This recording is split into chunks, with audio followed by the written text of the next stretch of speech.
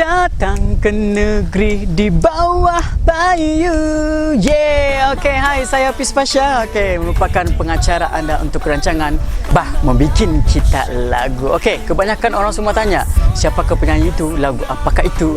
Tapi sebenarnya tanpa komposer, siapalah penyanyi itu. Jadi ini adalah rancangan yang memperkenalkan komposer-komposer popular di Sabah. Okay guys, jadi kamu orang teruskan untuk menonton rancangan ini, membikin kita lagu. Yeah.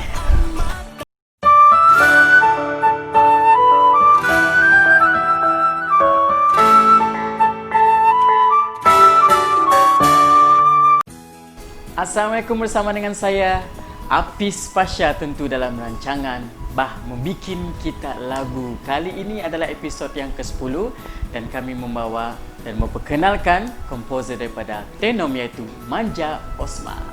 Ni dia. Halo. Hai, lambai-lambai lu Kak. Hai Apis. Hai. Okey Kak, apa khabar? Alhamdulillah. Alhamdulillah. Okey, baiklah. Jadi di luar sana ingin mengetahui dan apa orang bilang, mau kenal Kak Manja secara dekat. Jadi boleh perkenalkan latar belakang diri dan juga kerjaya. Okey, nama saya Manja Osman. Nama betul tidak payahlah, kan orang tak kenal. Jadi latar belakang seni memang dari dulu memang sudah dalam seni, cuma start aktif dalam 2006 atau 5 begitulah. Tapi first is dalam lakonan lah, sebelum lebih kepada penulisan lagu. Ya, gitu. Penulisan lagu, kompos lagu. Tapi dalam saya aktif berlakon masa dulu, dalam masa sama saya memang kompos lagu-lagu, terutamanya dalam etnik Murut. Oh, Murut. Murut, Malay, mix lah. Jadi kiranya kakak ni berbangsa apa? Saya ibu bapa orang Murut. Saya lahir di Keke. Jadi saya memang orang Keke. Okay. Cuma ibu bapa orang Tenom, jadi saya memang cakap saya orang Tenom lah. Kalau saya jumpa orang, saya akan beritahu saya orang Tenom. Okey, jadi maksudnya kakak mencipta lagu tu semua dalam bahasa Murut saja kah, atau ada bahasa-bahasa Melayu kah, atau lagu bahasa lain? Campur lah, ada Murut, ada Melayu, dan juga mungkin dusun. Ya, dusun ada satu lagu yang saya sudah bikin untuk satu artis. Jadi setakat ini saya tidak bilang tertumpu kepada Murut sajalah, semata-mata. Maksudnya lebih ke arah komersial lah, gitu kan? Okey, itu dah. Jadi sekarang kakak selain bekerja sebagai komposer dan juga penulisan lagu, lirik, ada kerja lain kah sebelum? Setakat ini tiada lah, kalau tiada kerja di rumah sajalah. Tapi lebih kepada freelance lah. Kalau ada kita pergi, kalau tiada kita lebih meluangkan masa di rumah saja. Okey. Jadi macam kakak bilang dalam 2005 ataupun 2006 kakak sudah serius berkecimpung dalam dunia penulisan lagu. Okay. Jadi agaknya minat dan juga orang bilang terlibat dalam seni musik tu sudah berapa tahun?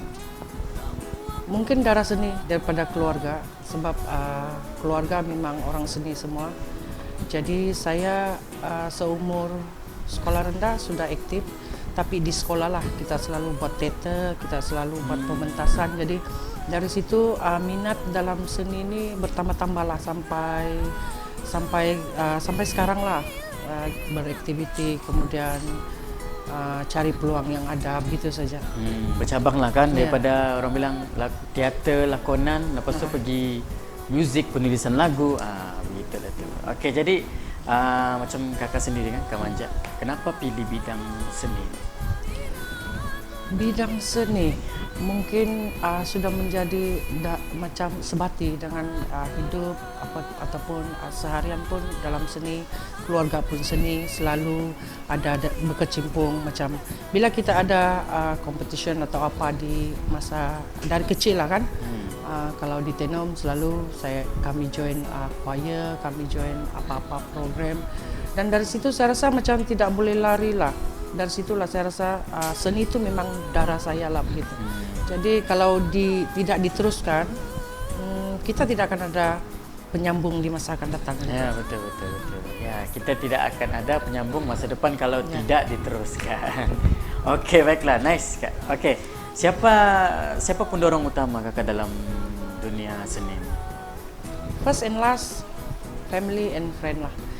Keluarga, kawan-kawan yang banyak bantu sebenarnya. Jadi walaupun dalam keadaan kita kadang-kadang sebagai komposer ni dia ada mood dia kadang-kadang drop, kadang-kadang dia up. Jadi family terutamanya adalah pendorong utama kalau saya lah. Dan kemudian kawan-kawan support daripada pelbagai segi. Jadi saya rasa itu yang bikin saya tidak pernah puas untuk mencuba sesuatu yang baru lah dalam seni. Jadi maksudnya kalau ada rakan-rakan ni, family ni, kira macam kita ni lancar lah kita punya apa ni orang bilang dalam mencipta lagu semua kan. Alhamdulillah kalau keluarga kita tidak tidak support, saya rasa kita pun tidak dapat bekerja ataupun berkarya dengan yang sebagus-bagus dia lah, saya rasa kan. Jadi bila dorong ni dipermudahkan semua. Ya. Okey. Jadi macam kakak sudah berapa tahun berkecimpung dalam dunia seni. Okay. Jadi macam kakak, apakah cabaran dan juga tekanan paling besar dalam mencipta lagu? Tekanan dan cabaran. Okey. Rasanya banyak jugalah. Kadang-kadang bila kita perlu menyiapkan satu lagu, baru dalam keadaan kita bukan dalam mood untuk membuat atau menyiapkan, kan saya rasa di situ dia punya cabaran. Kita mau paksa diri memang tidak boleh rasanya. Jadi kita kena selalu kalau saya itulah cabaran yang sebenarnya saya sedang melawan. Kalau saya dalam situasi yang begitulah, cabaran paling susah bila kita buat lagu ataupun lirik dalam keadaan yang kita bukan dalam mood untuk buat lagu, tapi kita diperlukan untuk menyiapkan dalam masa yang singkat. Iya, itu cabaran yang paling susah lah. Itu memang Okey, baiklah Kak, itu memang kebanyakan komposer pun ada dalam situasi yang saya sama. rasa memang semua pun gitulah. Okey, macam Kak Manja kan, apakah pencapaian pribadi yang kakak terima ataupun orang bilang feedback yang bagus lah untuk kakak dalam penulisan lagu? Kalau pencapaian setakat ini saya rasa belum ada lah. Tapi saya rasa feedback dari lagu-lagu saya yang sudah lalu, saya rasa orang bagi feedback yang bagus juga, alhamdulillah. Dan itu bagi saya sedikit semangat untuk terus mencari ide baru macam mana mau buat lagu dan juga lirik yang bagus lah. Ya, betul. Mana tahu lepas ni akan datang 2, 3, 4 lagu kan, berbuah hasil. Kita tak tahu ya. Tapi pencapaian pribadi ini dia tidak melibatkan saja macam anugerah apa yang kakak terima, tapi dia ada satu kepuasan diri. Betul kan Kak? Okey, macam-macam kakak mencipta lagu. Siapakah artis yang pernah bekerjasama dalam kakak hasilkan lagu untuk artis? Ada juga, bukan juga ramai, tapi salah satu dia, yang tersohor nih saya rasa di Sabah nih sekarang nih, Bos Nazri. Nazri saya. Kemudian saya bekerjasama dengan Clarice dan ada lagi lah beberapa, mungkin saya lupa, tapi InsyaAllah nanti saya ingat balik. Itulah yang paling kenangan manis saya bila bekerja sama dorang si Clarice dengan dorang si Nazri. Saya rasa itu bagi saya satu pencapaian yang saya rasa bagus lah, pengalaman kita dapat dari segi pelbagai, walaupun sebenarnya kita lama atau baru, tapi kita sentiasa perlukan pengalaman.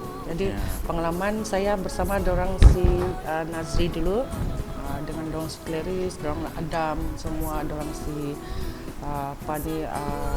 Amir Sofas adalah satu yang saya rasa paling manis lah untuk saya setakat ini. Sebab kadang-kadang kita boleh bertukar-tukar idea, pendapat kan, selalunya begitulah. Okey, baiklah Kak, macam kakak sendiri buat lagu kan. Coba mesti mau lihat yang melihat rancangan kita bikin kita lagu nih, mesti mau tahu macam mana tip kakak buat lagu. Adakah start dari buat melodi kah, ataupun kakak mesti ada lirik dulu baru buat melodi? Oke, kalau biasanya kalau saya tidak bilang melodi dulu, saya tidak bilang lirik dulu. Bila ide itu sampai, walaupun dalam keadaan kita tidak bersedia, kadang-kadangnya saya akan terus ambil. Oke, ada masa dia bila orang perlu kita ada satu masa dulu saya bikin satu lagu untuk Clarice. Oke, ini adalah satu saya rasa pengalaman juga lah, cabaran lah. Bila dia bilang Manja, saya perlu satu lagu baru, Murut. Kemudian saya tidak bersedia pada masa itu. Saya buka dengan saya punya keyboard, kemudian saya play di situ. Mood saya memang tidak ada, tapi bila saya play musik, secara spontan kita akan datang. Jadi biasa dia melodi, kalau saya melodi akan bersamaan dengan lirik. Jadi bila sudah siap semua, baru kita akan prepare balik mana yang sepatutnya kita tukar dan tidak mau guna lah. Jadi saya tidak bilang saya lirik duluan atau melodi duluan. Terkadang mungkin jiwa saya tanpa lagu tiada apa orang bilang lagu dan irama tidak boleh dipisah. Jadi saya tidak boleh, kalau saya bikin lirik dulu, saya susah mau cari dia punya melodi.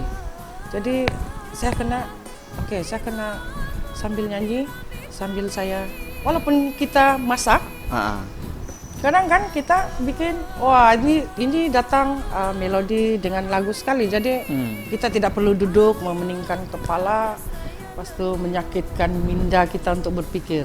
Dia kena sepenuh jiwa lah, yang natural gitu datanglah tiba-tiba. Bagi saya begitulah. Pada saya kalau mau buat lagu nih, mungkin jiwa saya tanpa musik itu tidak ada lirik, tanpa lirik itu tidak ada musik. Jadi dia bersamaan datang. Saya tidak bilang saya lirik duluan ataupun melodi duluan.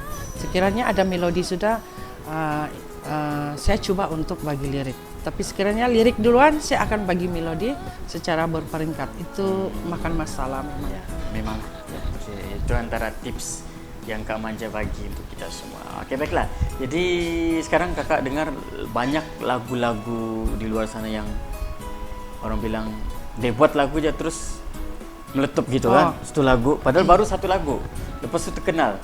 Tapi macam-macam kakak, banyak juga di luar sana yang baru mau start buat lagu nih. Apa sedikit tips dan juga pandangan maupun nasihat kepada mereka-mereka yang ingin buat lagu?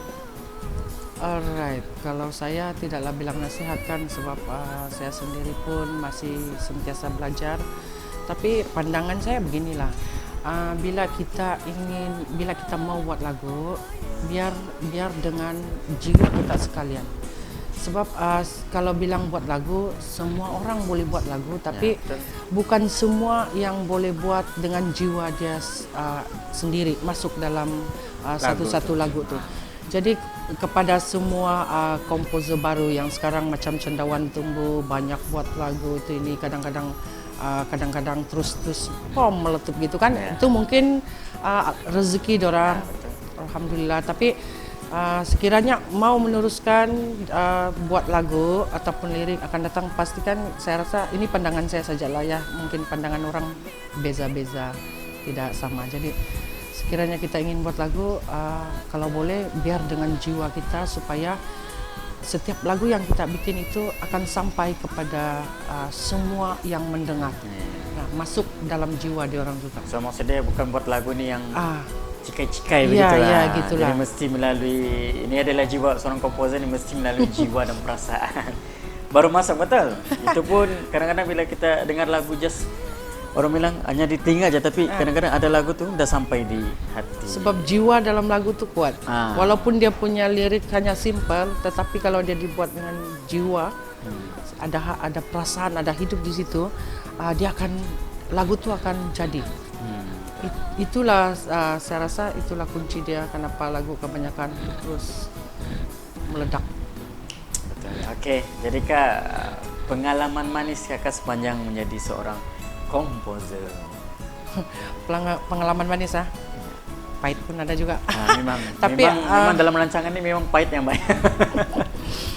Asam garam jadi komposer ni memang tidaklah bilang manis atau pahit, semua tu memang biasa. Tapi yang paling manis bagi saya ialah bila pada satu masa dulu kami recording, kemudian bila kami pulang pada masa subuh tu kami pulang kan, kami singgah shelter tidur, tidak sudah tahan.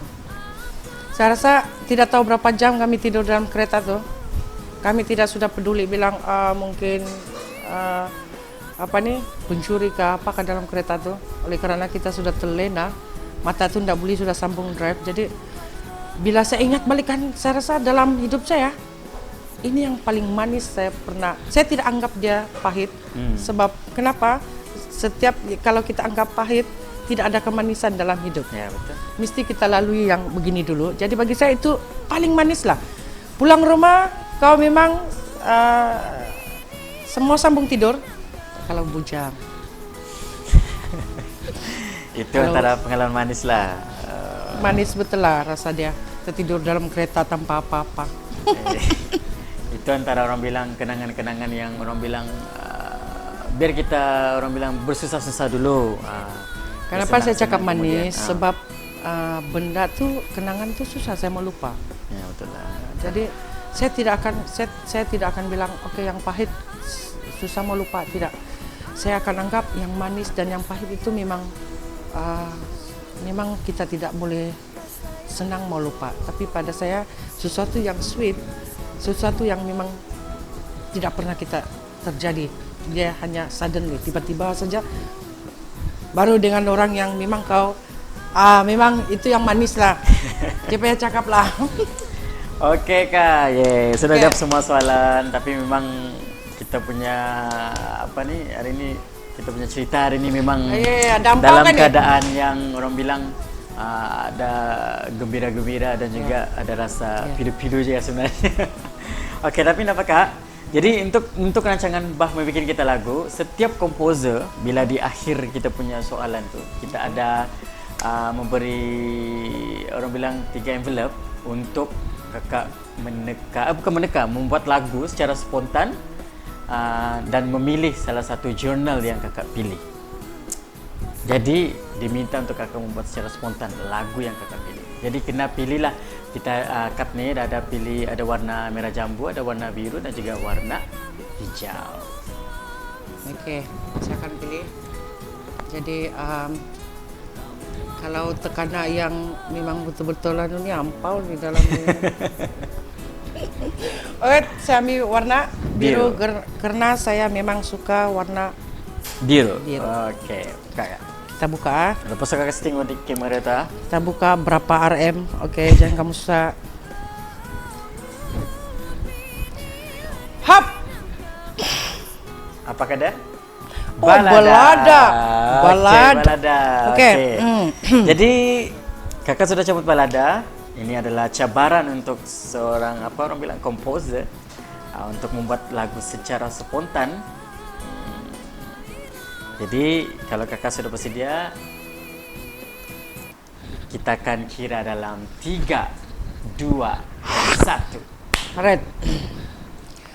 Jangan tanya kenapa hati ini terluka, jiwa ini merana, aku terus sengsara. Stop. Nanti kena duplicate. Jadi wah, macam na na na na na na na na na na na na. Sebagai komposer saya rasa kalau kita memang kita betul-betul berada dalam keadaan yang ready, lirik, musik akan keluar sekalian. Kita tidak perlu susah mencari, kita tidak perlu susah pusing-pusing. Saya pernah keadaan begitu, tapi pada saya kalau jiwa kita memang seni, insya-Allah kita boleh buat. Kakak masih simpan tu melodi tadi, rekod. Okey, apapun terima kasih kepada Kak Mangga kerana sudi bersama-sama dengan Bah Membikin Kita Lagu. Jadi apakah kata-kata terakhir Kakak untuk semua yang melihat kita punya rancangan pada hari ini? Okey, pertama saya ingin terima kasih dengan Kausar TV, Bos Nazri dan isteri. Wow, thank you sebab buat temu ramah untuk saya.